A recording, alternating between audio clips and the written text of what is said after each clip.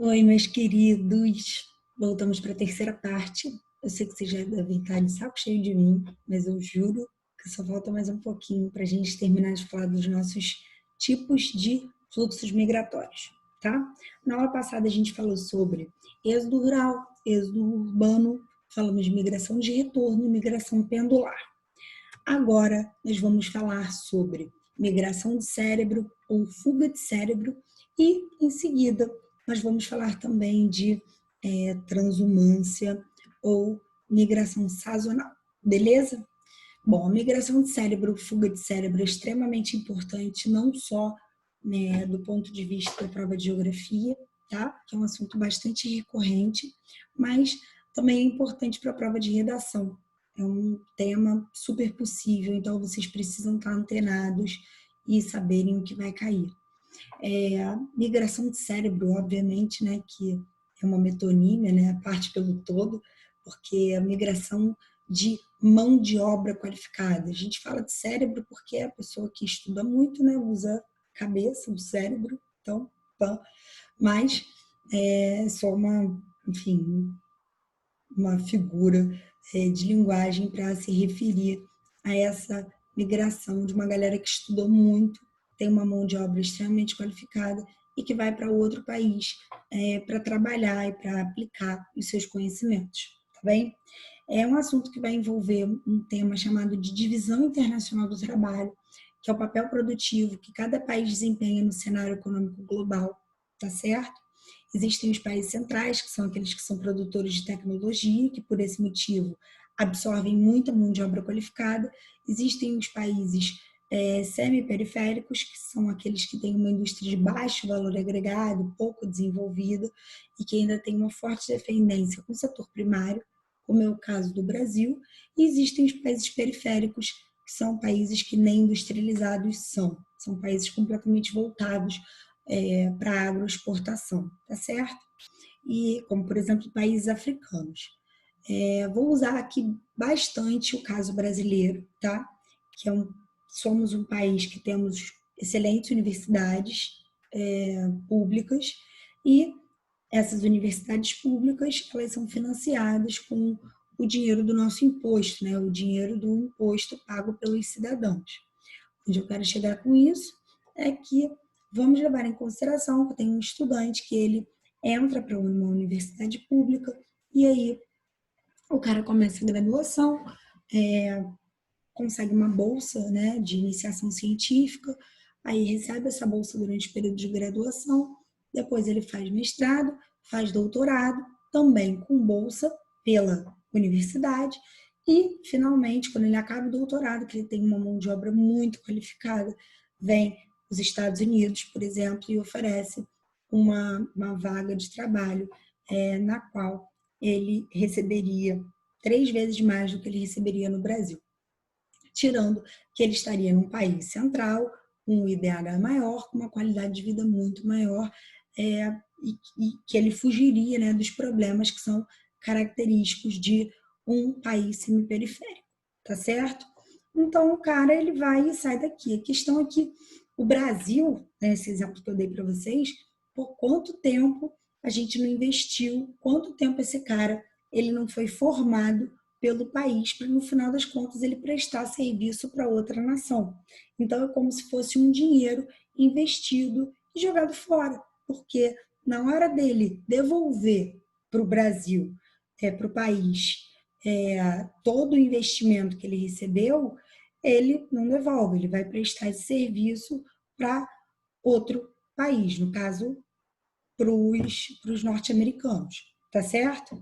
Então, isso para o país de origem, país da onde vai partir o fluxo migratório, que são os semiperiféricos, que no caso o Brasil é o exemplo que eu estou dando agora, esses semiperiféricos eles vão em direção aos países, essas pessoas partindo dos semiperiféricos vão em direção aos países centrais. E aí eu queria que vocês prestassem atenção nessas informações que eu vou mostrar para vocês agora. Cientistas brasileiros no mundo, países que mais receberam pesquisadores brasileiros em 2015. E aí a gente vê que primeiro lugar disparado, né? Porque o segundo lugar recebe 4 mil, o primeiro lugar recebeu 17 mil, foram os Estados Unidos, mas depois a gente fala de França, Alemanha, Irlanda, Itália, Portugal, Hungria, Canadá, Reino Unido e Espanha. A maior parte desses países são países centrais, tá bem? Se a gente destacar aqui Estados Unidos, França, Alemanha, Canadá, Reino Unido, a gente pode falar de grandes economias mundiais, tá? E países produtores de tecnologia, tá bem? Brasileiros em fuga, saída de profissionais qualificados para os Estados Unidos.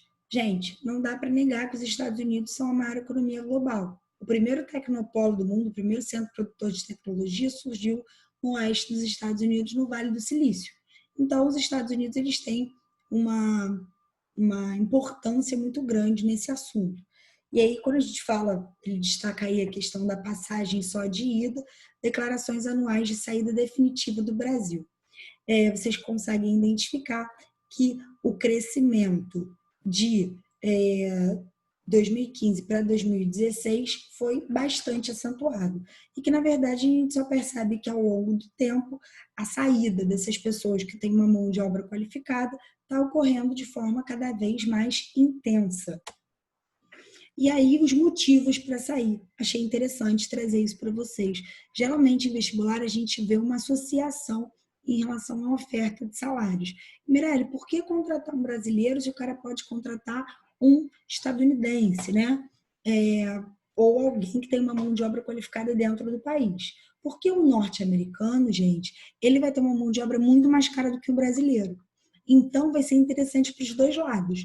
Vai ser interessante para o brasileiro, porque ele vai ganhar muito mais nos Estados Unidos do que ele ganharia no Brasil, e vai ser interessante para a empresa contratante, porque o brasileiro vai receber muito menos do que o norte-americano, tá bem? Mas aí a gente vê outros motivos, além dessa questão salarial, como, por exemplo, a segurança precária e a violência existentes no país, né, no Brasil, a instabilidade política e a corrupção, infelizmente, é uma questão extremamente grave, também a baixa qualidade de vida, quando o cara vai para um país central, geralmente ele vai para um país que tem um IDH muito maior do que o nosso, instabilidade econômica, se a gente vai pensar em Estados Unidos, Alemanha, são países que têm uma estabilidade econômica bastante robusta, possibilidade de oferecer futuro melhor aos filhos, então a ideia de tirar a família de um país subdesenvolvido, de um país periférico, que os salários são baixos, que corre risco da criança, do jovem, estudar para caramba, no final das contas não conseguir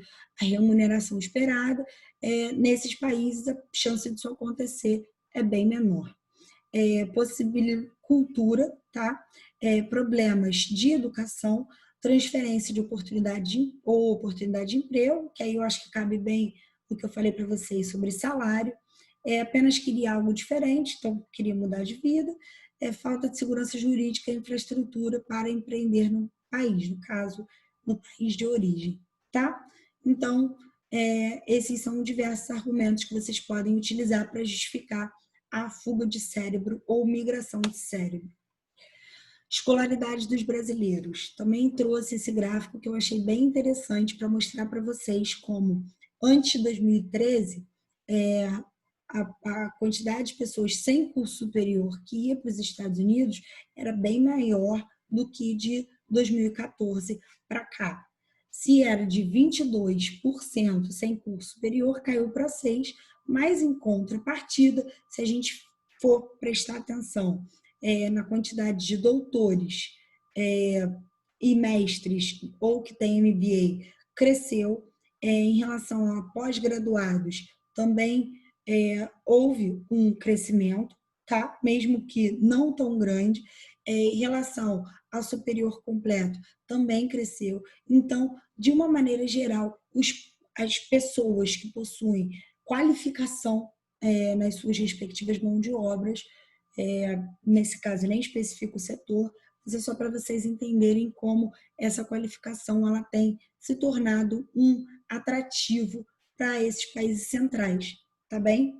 E uma forma também das pessoas que moram nos semiperiféricos terem melhores oportunidades de vida, de emprego, de salário, etc, etc. Então, só para finalizar, o que eu estou falando para vocês sobre migração de cérebro, a gente está falando de uma migração de mão de obra com alta qualificação, que vai se deslocar geralmente de países semiperiféricos, como por exemplo Brasil e Índia, e vão em direção a países centrais, buscando melhores oportunidades. Tá bem, gente? Isso é ruim para as economias locais por conta do investimento que eu expliquei para vocês e porque, no final das contas, quando o país, como o Brasil, demanda uma mão de obra altamente qualificada, ele não tem. Essa mão de obra está servindo a outro lugar. A migração sazonal ou transumância. Transumância tem a ver com a migração de gado. Quando está muito frio, ocorre a descida das áreas de maiores altitudes no sul do Brasil, e quando está mais calor, o gado ele sobe com o objetivo de procurar temperaturas mais amenas. Então, a gente vê o sazonal tem a ver com uma forte influência de uma determinada estação, determinado período do ano. E aí a gente pode ver que isso pode servir tanto para a questão da colheita, um determinado momento que uma área vai atrair, uma quantidade de mão de obra considerável por conta da demanda de um determinado período de uma safra, tá? Ou a gente pode ver também uma determinada atividade, tipo Rio de Janeiro, que é uma cidade litorânea, quando chega no final do ano, ela tem um recebimento, um fluxo turístico enorme. E aí aumenta a contratação de restaurantes, por exemplo, de beira de praia. E aí essas pessoas elas têm emprego durante um tempo, mas quando acaba essa alta temporada, que é bastante relacionada ao verão carioca, né, o verão brasileiro, essas pessoas elas geralmente são demitidas. Por quê? Porque a demanda pelo serviço ela também cai.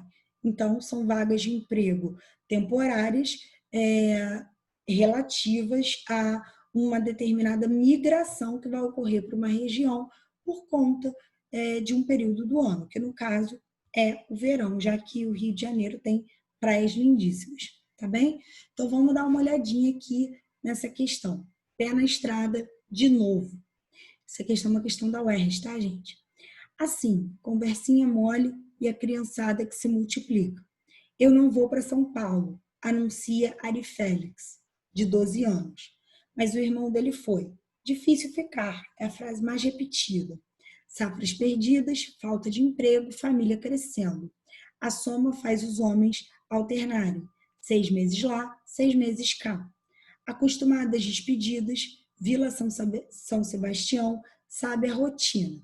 Abraços, aperto de mão e adeuzinhos frenéticos que, no caso deles, sempre querem dizer até logo.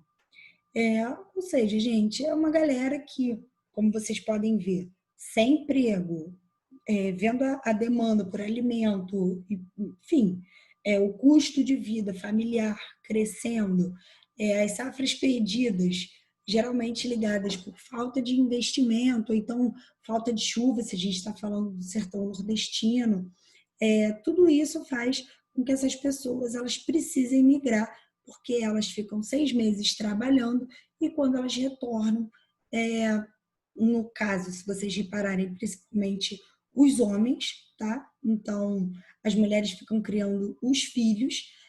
Quando eles retornam, eles trazem o dinheiro, trazem o sustento para a família, tá bem? Como essa migração ela vai ocorrer em um determinado período do ano, por conta de uma atividade específica, então a gente vai chamar essa migração de transumância ou sazonal, tá? Ocorre a migração por conta de uma atividade relacionada a um determinado período específico do ano. Tá certo, pessoal? Então é isso. Essa semana finalizamos por aqui. Nos vemos na próxima, tá? Quando a gente vai começar agora a tratar de forma um pouquinho mais específica de exemplos, tanto em relação às migrações internas, que foram mais importantes no Brasil, relacionadas aos ciclos econômicos, quanto em migrações de dimensão global, as mais interessantes. Tá certo, galera? Então é isso, conto com vocês. Continue se cuidando. Um beijo e até a próxima.